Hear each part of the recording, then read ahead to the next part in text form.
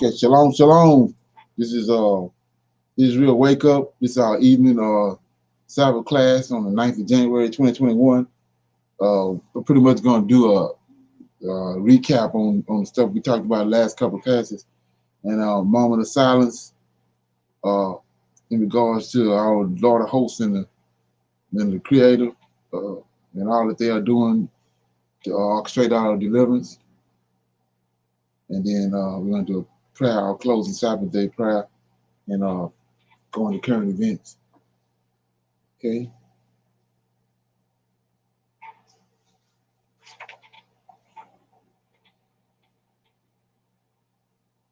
Oh Lord, we come before thee at this time, Lord.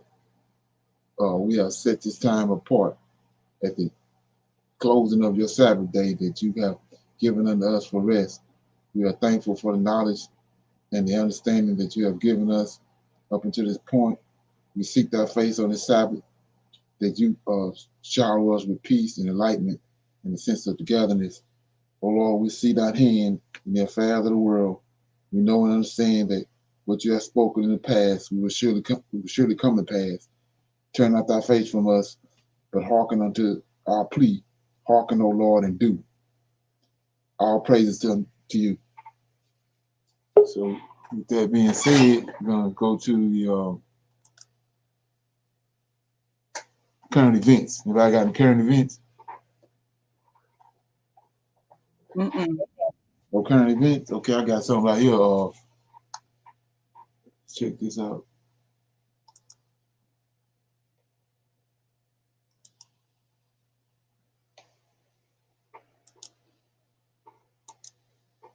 Attempting to move ahead on impeachment. Senate Majority Leader Mitch McConnell is throwing cold water on that move. Let's go to NBC's Sahil Kapoor, who's joining me now. I have a feeling you're going to pick up where Josh left off, Sahil. What are lawmakers saying about all this? Alex, there's anger, there's fury, there's dismay, and most notably among Democrats, there's determination to do something about President Trump. They don't want to be the opposition party that sits back and doesn't act on something as grave as this. Now, the top two Democrats in Congress, Nancy Pelosi in the House and Chuck Schumer in the Senate, have said that the president should resign, the cabinet should remove him. As Josh pointed out, that is looking highly unlikely, and the only option they have here, if that doesn't happen, is impeachment. They're already circulating among Democrats articles of impeachment, one single article called Incitement of Insurrection that accuses the president of willfully inciting violence against the government of the United States, a charge every bit as serious as it sounds. That is an article of impeachment that Democrats appear likely to take up as early as next week if there's no intervening action between then. Let's take a listen to what Speaker Pelosi said on 60 Minutes, capturing how she feels about this. Sadly, the person who's running the executive branch is a deranged, unhinged, dangerous president of the United States. And only a number of days until we can be protected from him. But he has done something so serious that there should be prosecution against him. Well, I gather that the 25th Amendment is off the table. No, it isn't. Nothing is off the table. Now, the speaker has even inquired about the president's access to the nuclear codes to give you a sense of where her mind is at the moment. The biggest problem for Democrats at this point is the calendar. President Trump has only 11 days in office left, and Senate Majority Leader Mitch McConnell, the top Republican, has not explicitly taken a position on the issue of impeachment and conviction, but he is quietly throwing cold water on the idea by circulating a memo pointing out that without unanimous consent, which is how the Senate does pretty much anything quickly, it is not going to be able to receive any articles of impeachment on January 19th. That is one day before President-elect Biden takes office. That puts Democrats in a position of deciding, Do they want to spend some of the early days of Joe Biden's presidency focusing on impeaching and convicting the previous president? The last thing here to keep in mind, the main utility of throwing Donald Trump out of office via impeachment and conviction would be to prevent him from running for office again. Under the Constitution, he is entitled to seek a second term. There are rumors that he might do that in 2024. If Democrats pursue the article of impeachment and are able to convict him, a big if, they intend to include language to bar him from ever running for president again. Alex? Yeah, you've given us a very realistic breakdown on what's to come, but I had that conversation with Melissa Murray, an NYU law professor, of exactly if that could be accomplished in the last hour. Thank you, Sahil, for that. Hey there, I'm Chris Hayes from... Okay. Anybody got any comments? Any comments on that?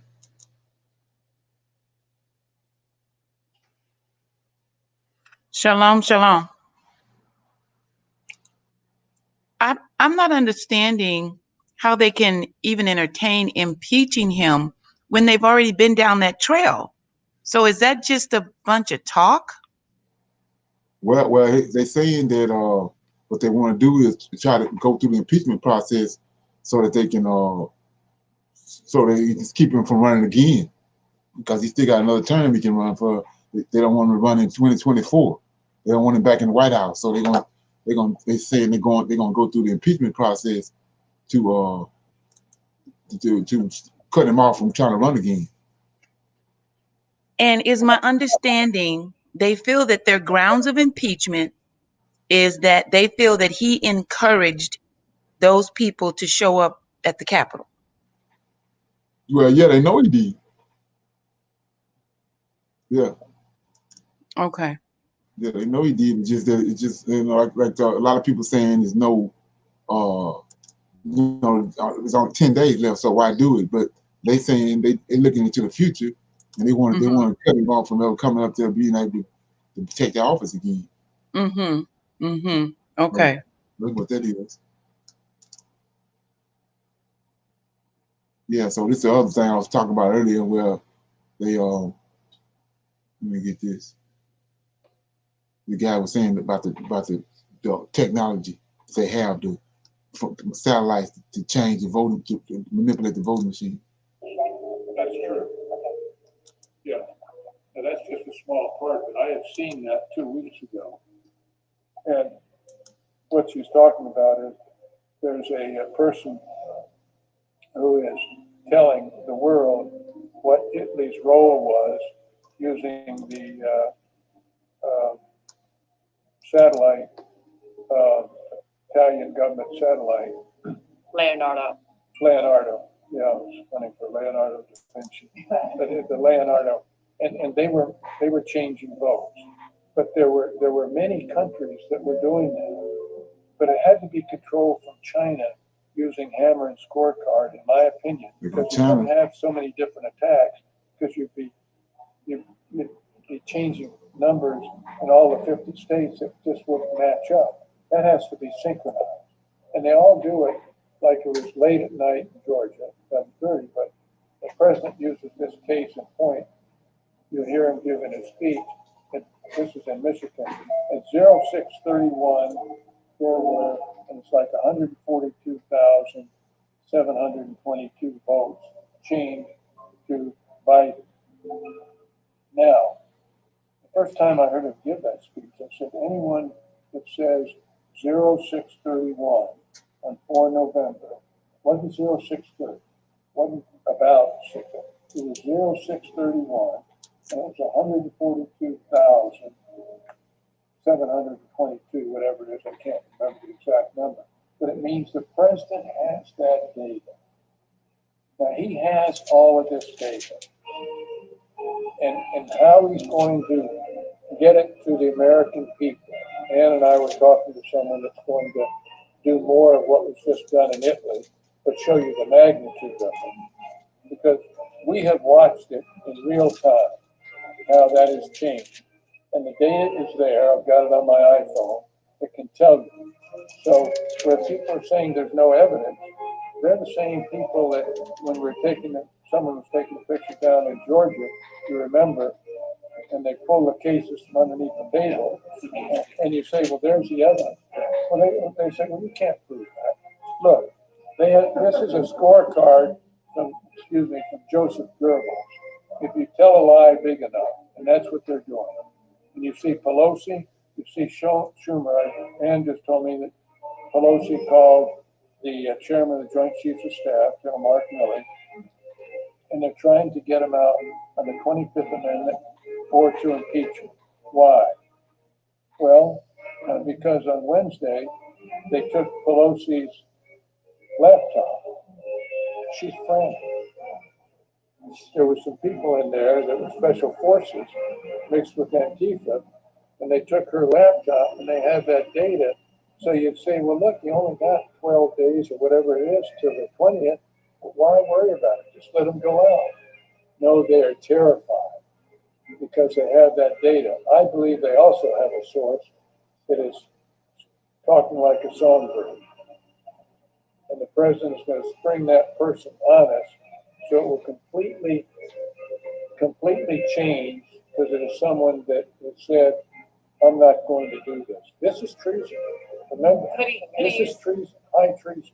Sir, could he use the emergency broadcast system or emergency action message to communicate this? Yesterday that an email went around telling everybody about the emergency broadcast system. So there's those little signals that you see. You see that what I saw was the September 18th or 19th executive order 2018, that if foreigners were involved in the U.S. election, the president could declare an emergency. That means he knew back 2 years ago. Yeah. And that's why it's just all come together that COVID-19 was a biological attack. Let's not say it was an accident and it slipped out of a food market or anything. We're not that naive anymore. It's standard. Simultaneously, remember, when was the impeachment? Same time. December and January, when COVID-19 was coming in. So they had that deception. The media is just like now. You look at the media and all they're doing is talking about Wednesday. So something's going on. It's a distraction. Military terms, it's a tactical deception. Excuse not to give the delay because they said, oh, well, now this is violence. So Yeah. also used to like So that's how they played it. And they knew it. And all I can say is, we must stand up. You are just like a young soldier at Normandy or at the Battle of the Bulge. This is a critical time for the world, because if America goes down, my wife is ill, and so it was interesting this morning, the night nurse, I've got 24/7 nurse care, so that's why I'm here. The night nurse said, this is why we came here. She came from Haiti. She said, this is what we tell her. She's got twins, a boy and a girl, 12 children. And she said, my husband and I tell him, this is why we came here, for freedom. She understands it. So, yes. Across the country, what would be certain points that we need to communicate to all our church networks around the country? Well, I was on with Carla Dean last night. There were like 625 civic leaders. And that's the question they asked. I think what we need to communicate. You see what's going on, don't you? Are the church leaders meeting? Yeah, they said about what he's telling, about what he's saying. He's saying that they got Pelosi laptop, and they already then conveyed to some people what they found on her laptop, and they started sending it around because if you notice, they done blocked Trump from any Twitter thing. He can't use no he don't have no platform. They cut him off from the platform. From his social media. Yeah, they cut him off. And these guys telling you that the reason they shutting him off because he got information that's gonna flip the whole thing. That is on. Yeah. Now, did he also say that he feels that there was voter fraud? Yeah. He said they through that technology with those satellites, they're able to manipulate the machines. And he said in the middle of the night they manipulate them. They like four. I said they started changing all the votes to Biden. Is that something? Yeah, it's a general. Okay, That's the Army general? tell him how serious this is. Nah, he the one. Just a fraudulent election. It is changing our whole lifestyle. It's engineered. It's coordinated. The COVID-19, it has to be. Look at this. And what's going on, and we think it's because of medical.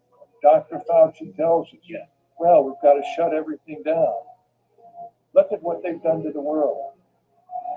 And look at the Republicans, the depth of this corruption. I had a call from a chap who was a congressman in Georgia, and he called me. He's trying to get General Flynn because he's talking about he's gonna come up dead. Corruption in other areas. Right. As I said, just yesterday that I found out that Comey sold the hammer and scorecard system to the Chinese. We got a problem. Now, I happened to see this 4 years ago because I was the air attaché in London, and I was a vice commander at the 111 Wing in England. Then I was a commander of the 3rd Air Force when we attacked Tripoli in 1986, Gaddafi. I know the GCHQ, which is the Government Communications Headquarters, which is our equivalent of Fort Meade, NSA, Signals Intelligence. And what is important about it, when it started, the Russian collusion, I saw how the information was coming out of the United Kingdom. They were falsifying it, creating all this, so-and-so said he's Russian. Well, that's the Saul Alinsky model. They were doing what they were accusing President Trump of doing what they were doing. Hillary paid him. So if you see the corruptness that's going on, and how many years it's been going on, why did President Obama move to Colorado, less than 3 miles here by the crow flies, have Valerie Jarrett move in with him, with her husband, and put a skiff in his home because of the signals intelligence? Now that's the danger. So in answer, you asked the right question. I don't know exactly what we need to do, except we must understand that this is pervasive. It's cut through our whole society. Every senator and House member of the Democrats know that Biden was elected unconstitutional. I mean, is that the model for the future? Stay in your best Wow. Rally with 14 people in a car blowing their horns? Please. It doesn't matter. Wake up, America. That's what we've got to tell our neighbors. That's what we've got to tell our church group. And the people that say, well, there's no evidence. There's tons of evidence. Look for it. But how much has Fox News gone out? And I just started the 1st of November, a single person. I don't have people help, except Dan and these guys that were on the air. But the fact is, they have not investigated when they say the data isn't real. There isn't evidence. What have they done to investigate? The what? Nancy Pelosi's laptop. Is it with FBI today? I wouldn't give it to the FBI. Yeah, right. Somewhere else. Ann's got pictures of it. And I thought that was counter information operations on us. But no, Ann, I've seen the laptop our special forces took out. That's why she's so frantic. Think about it. Only got, 12 days? The 20th day's the 8th, 12 days. They'll let them go out. But they're calling, she calls the chairman of the Joint Chiefs of Staff. The vice president misses the opportunity. And unfortunately, I believe the vice president's committed treason. Now, never would I have thought in these halls after walking through the White House. And when my last job in the Air Force, I was #3 man in the Air Force, on the air staff. And I also did Vice President Gore's Reinventing Government. So I would go to the White House every 2 weeks with the whole federal government. I was the one person that represented the Department of Defense and Vice President Gore's Reinventing Government. I never would have thought what has transpired since that time. And so tell everybody, wake up, America. This is serious stuff. We're thinking what those soldiers that went across the Delaware in 1776 with George Washington. That's where you are now. That's where we are. Are we going to stand up for that? Yeah. Well, I've got to run, but God bless you. Is there something? I'm just trying to see if I'm hearing what I'm hearing. Okay, what you hearing? He is telling it all. He is squealing on the government. Oh yeah, but he's not in government no more. But he know how to read that type of stuff. He got the know-how to read all that type of stuff. But even this right here, can you imagine how? I mean, all of a sudden they put this video up. Yes, that's what I'm saying. On stage. So this guy is good as dead. Yeah, exactly. You know, I mean, this is an ex-general. Am I hearing that correct? Right. He's an ex-military general. Mm-hmm. And he is saying that.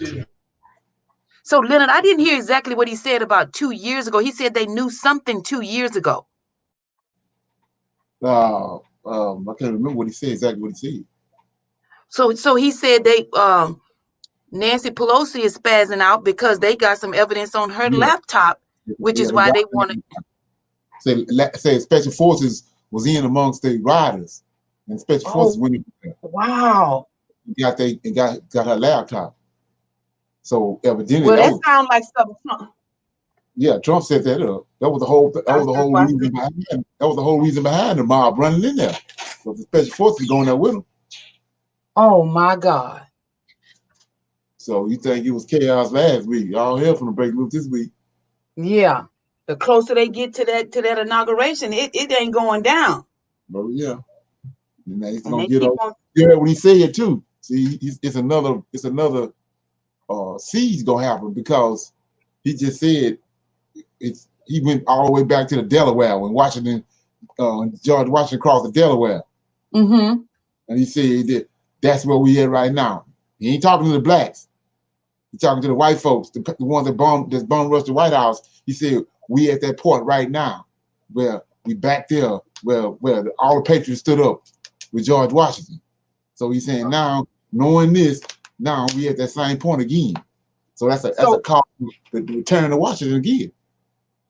So that's coded language for patriotism, but for white folks, ain't for us.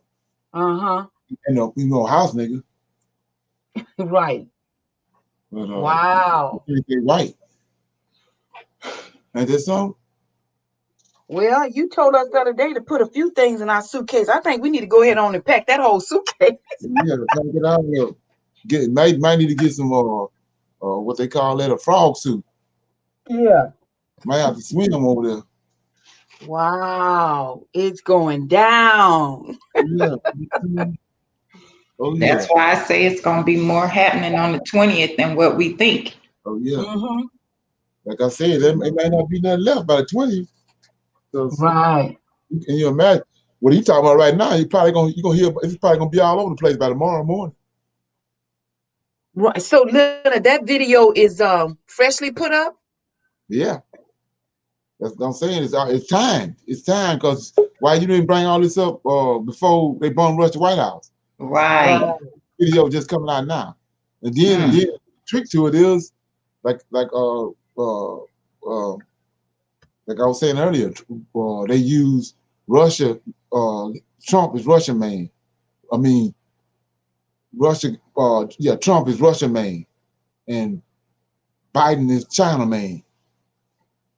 Because you go back to this dirt they kept trying to bring up, but the news kept suppressing it about Biden's son. Yeah, yeah. Involved in China. Right. God, give me God. Biden's tied to China. Mm-hmm. Right. And we And know it sounds like China on America. It sounds like may the best man win. Whoever got the, you know what I'm saying? It's Right. like whichever one of them can pull off their plan the most effective. What you're looking at is Russia and China orchestrating the demise of America. Yes. Because Russia got Trump doing the most, and China got Biden doing the most. Mm-hmm. Causing upheaval in America, the top of it. And then they trying to keep the black people engaged with Camilla. You understand me? They trying to, you know, first of all, they know that at the root of all of this, it's about us. Right. But that's the big trick about the whole thing was when you start looking at that. Dick Gregory already told us about the voting machines because they had made a mistake on him and gave him all them votes, and he had won the presidency, and they went back and they had messed up and they had to go back and redo the votes. They had gave Dick Gregory had won. Yeah, so he already showed you how they doing that. So Trump aware of that. Mm-hmm. So what they're doing is, like I said, they're using these two men, the president and the sitting the president and the president-elect, and they causing havoc in America. It's just like I was saying, knowing how they know how to manipulate these machines, they set it up, make it look good. Is they put a black woman over there with yes, Biden, and then they make it look like they had huge black voter turnout. Yes. Because of her. Yes. When we already know from the beginning, the black folks don't give a damn about Camilla. Exactly. And she don't give, and Camilla don't care about black people. No, don't. So here's my question: do you think that Pence is going to be loyal to Trump, or is he going to go along with the Democrats? Because I think I heard them say that Nancy Pelosi wants Vice President Pence to initiate the impeachment. So do you think he's going to be loyal to Trump, or? Well, they already split from Trump.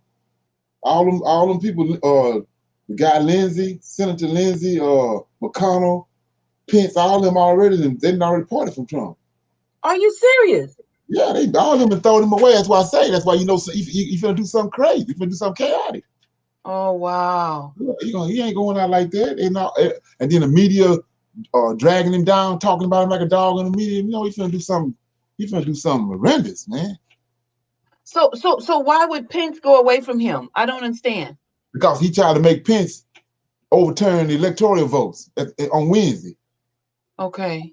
Yeah, but that would have ruined Pence's whole career. Okay. You know what I'm saying? So he said no, because once it came out in the open, it's just like they didn't realize how bad that was going to look when they stormed the White House. Mm-hmm. Now, on the other side of it, they looking real stupid because everybody's saying this, this insurrection. You done came up here and bum rushed the White House. This ain't never happened. So yeah. So Pence and all those people that was with him turned and backed away from him. Well, I think this is a good place. I think this is a good place to say the chickens have come home to roost. Because, yeah. But it's all orchestrated though. Exactly. Yeah, exactly. Mm-hmm. Is something? America running around, you know what I'm saying, running around playing judge and jury for every other country. Now what? Right. Ain't that something? Yeah, but I'm rejoicing. Don't get me wrong now. I'm rejoicing. Right. Oh yeah, it's all good. because just getting closer and closer to Most High prophecies coming to pass. And we're getting up out of here. Yes. Right. Yeah. So I'm gonna do this little connecting the dots, and we're gonna have a probably our class. Is when the dots I'm connecting is uh for the fact that you know how the Most High he David is his Messiah, right? And just like you know, David got a throne in Jerusalem, and the Lord of Hosts got a throne, and Yahweh got a throne. So I'm gonna show how I'm gonna go through these verses how that he excuse me, how he brought down David's throne before they went into Babylon. Then he raised it back up after they left Babylon. And we saw he brought it back down again with Antioch Epiphanes, and he promised us he's gonna raise it back up again. So we're gonna deal with that. I mean, Bless you. okay. So I'm in Jeremiah 24.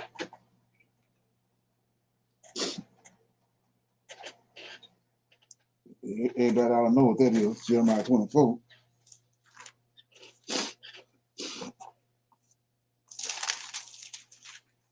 Okay, it says,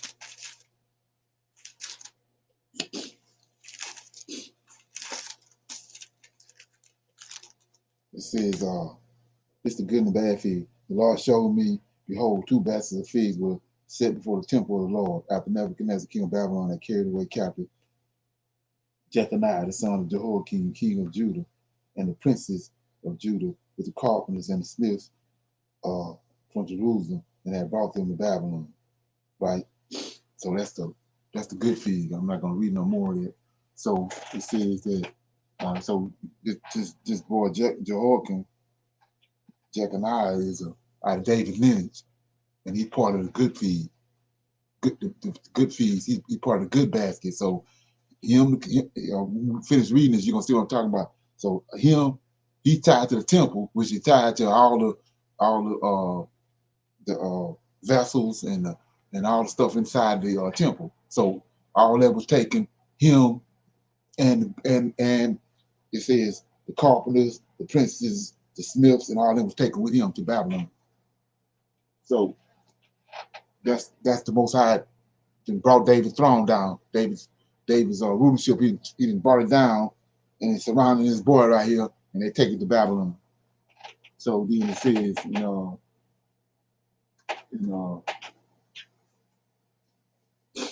gonna look at it again in Second Chronicles. Second Chronicles chapter 36.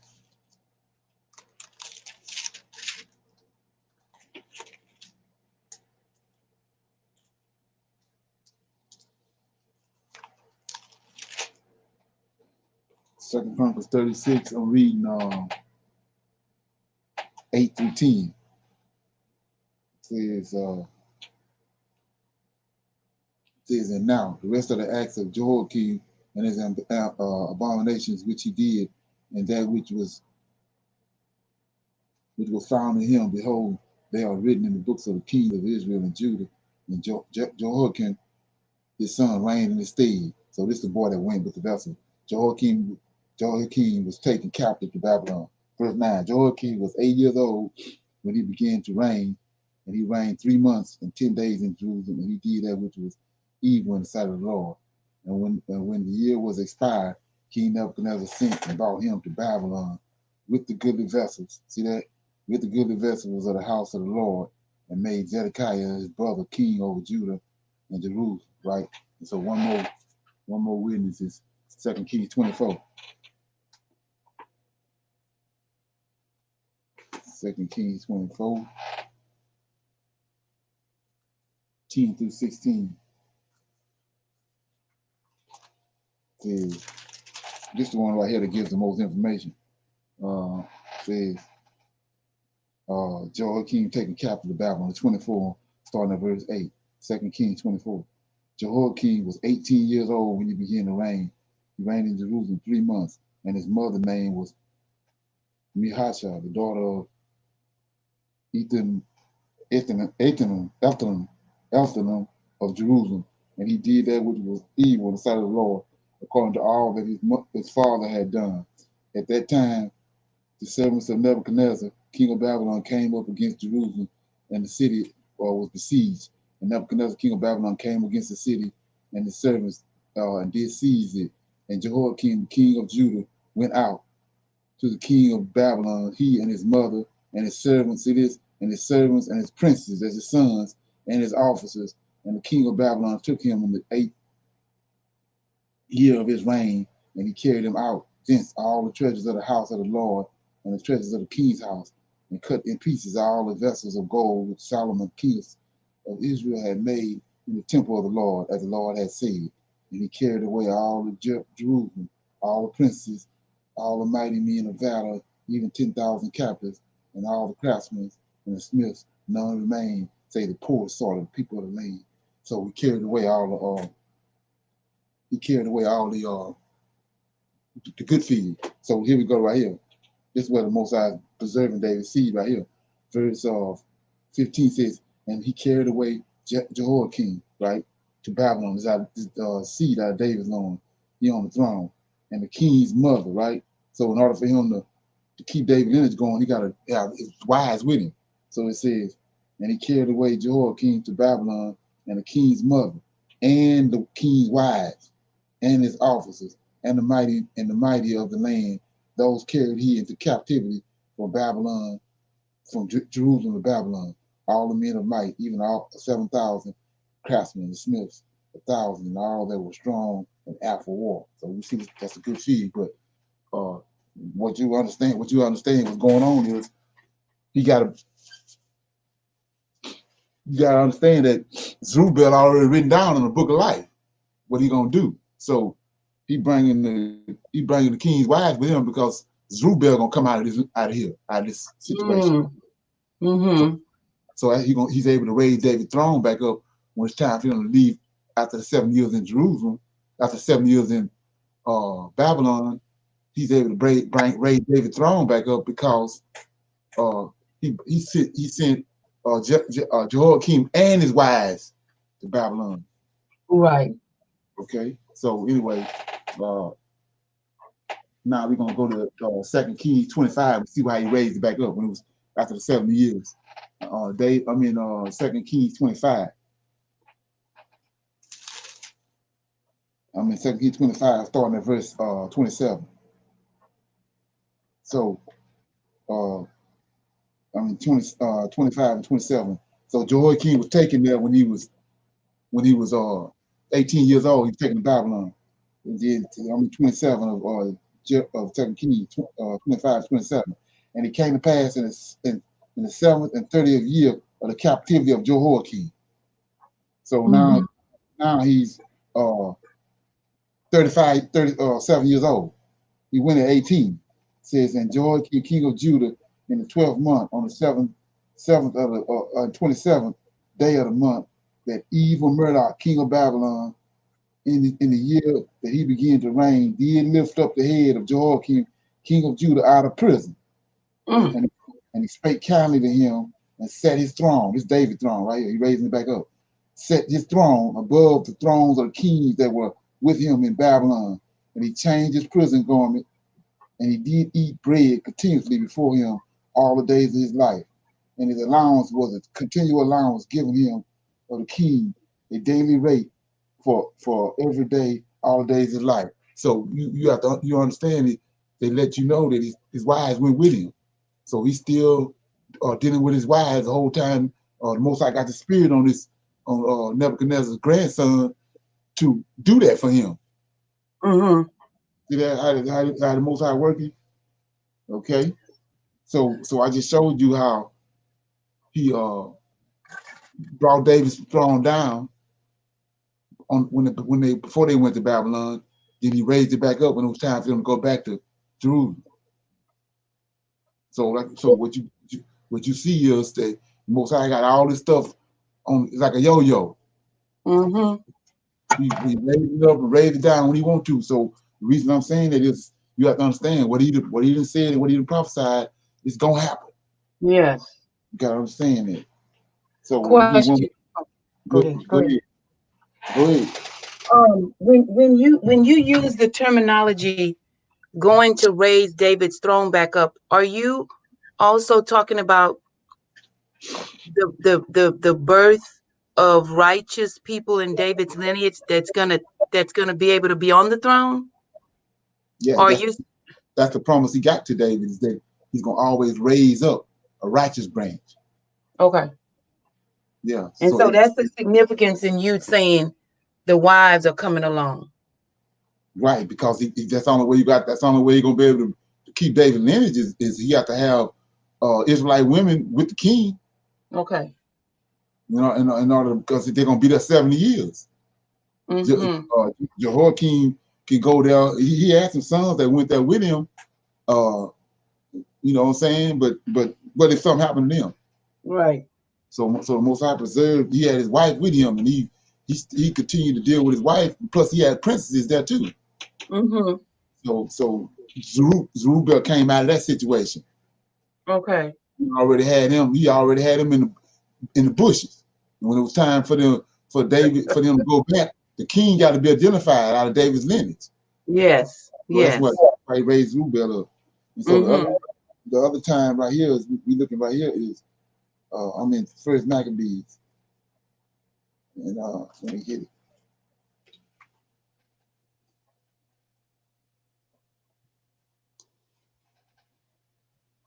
Okay. So First Maccabees says this is David John David Down was compromised again. It said it came to pass as Alexander of Macedon, the son of Philip, who came from the land of Checham, had utterly defeated Darius, the king of Medes and Persians, that he reigned in his stead as he had before reigned over Greece. And he waged many wars and captured many fortresses and slaughtered the kings of the earth, and made his way to the ends of the earth and despoiled a multitude of nations.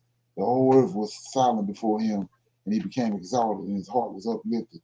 He mustered a mighty army and ruled over the lands of the rulers of the heathens, and they paid him tribute. Afterwards he fell sick and knew that he was going to die. So he called his distinguished servant, who had been brought up with him, and divided his kingdom among them while he was still alive. And had reigned 12 years when he died, and his servants succeeded him, each in his own dominion. After his death, they all put on crowns, as did their sons after them for many years, and they did much evil on the earth. There sprang from them a sinful root named Antiochus Epiphanes, the son of King Antiochus. He had been a hostage in Rome and became king in the 130th year of the Greek kingdom, right? In those days there arose out of Israel lawless men who persuaded many and said, let us make a treaty with the heathens around us, for since the time we became separated from them, many misfortunes have overtaken us. So the plan seemed good in their eyes, and some of the people went eagerly to the king, and he authorized them to introduce practices of the heathen. And they built a gymnasium in Jerusalem, and and submitted to uncircumcision and disowned the holy agreement. They allied themselves with the heathens and became slaves to wrongdoing. So when you can read it on your own time, but and after Epiphanes, after 3.5 years, he came back and he came up against Israel and destroyed it. So so what happened right there? David's throne was laid low, right there, and so David's throne has been laid low ever since this happened right here. It's still you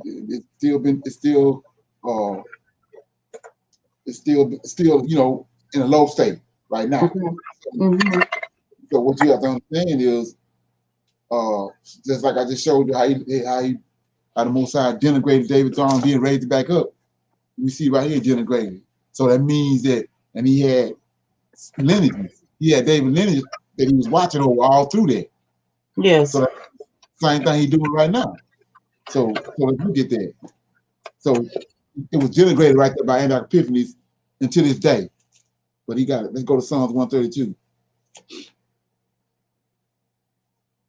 Psalms 132.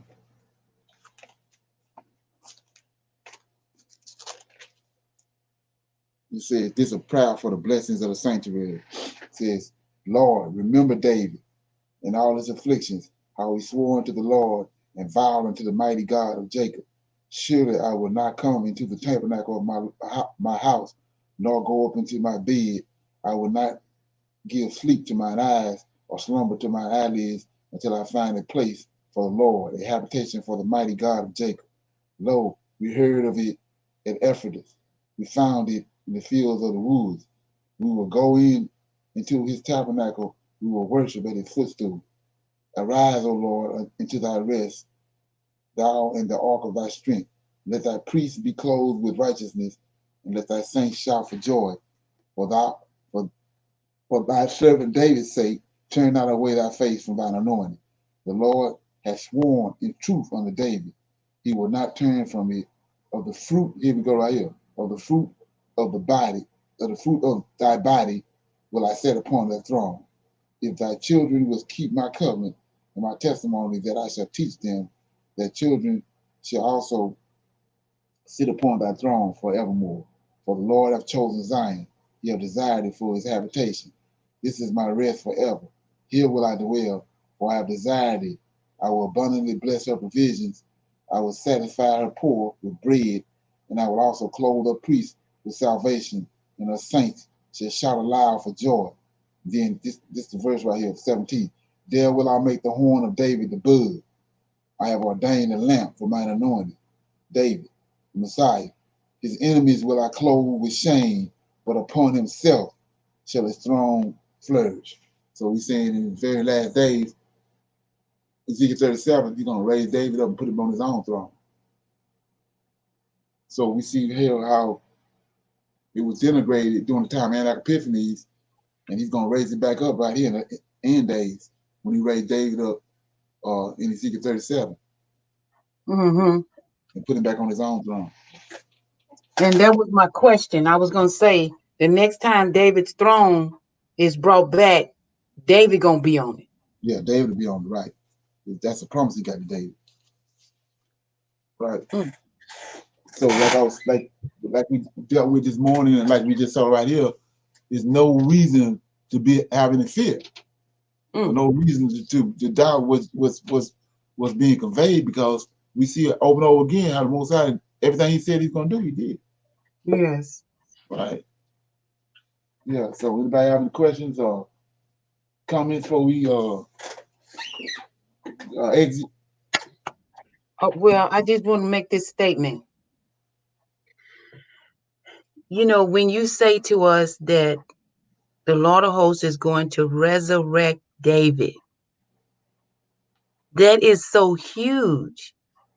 Right. You know what I'm saying? I mean, this is our forefather that has been, and I want to say it the way the Bible says it, but this is our forefather that has been resting with his fathers for many years, and not an archetype, not a prototype, but David is going to be resurrected. Right, David himself.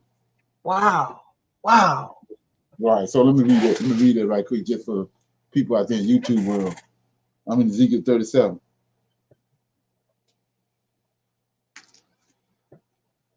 Ezekiel 37. So he says in Ezekiel 37, Jeremiah, let me get 37. Okay. So Ezekiel 37, starting at verse 23. I'm going to 25. It says, neither shall they defile themselves any more with their idols, nor with their detestable things, nor with any of their transgressions, but I will save them out of all their dwelling places wherein they have sinned, and I will cleanse them. So shall they be my people, I will be their God. And David, my servant, shall be the king over them, and they shall all have one shepherd. They shall also walk in my judgments, observe my statutes, and do them. And they shall dwell in the land that I have given unto Jacob, my servant, wherein your fathers have dwelt, and they shall dwell therein, even they and their children and their children's children forever. And my servant David shall be their prince forever. Moreover, I will make a covenant of peace with them, and it shall be an everlasting covenant with them, and I will place them and multiply them, and I will set my sanctuary in the midst of them forevermore. Okay. Wow. So, like I said, you can You can bank on that. You're gonna do it. Mm-hmm. You did everything else. Yeah. Yes. Yes. Anybody got anything else before we go?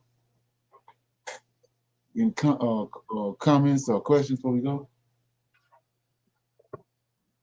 Okay. So I'm gonna give you some Miss Lion. Come on. We're gonna get out of here.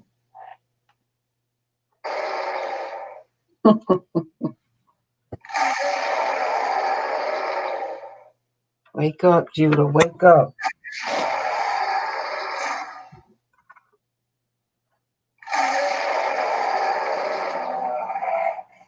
Hallelujah. Hallelujah. Yeah, so I'm gonna see y'all on Monday at 6 o'clock. Okay. Yeah. Say shalom, everybody. All right, Shalom, everyone. family. Yeah, shalom. Shalom.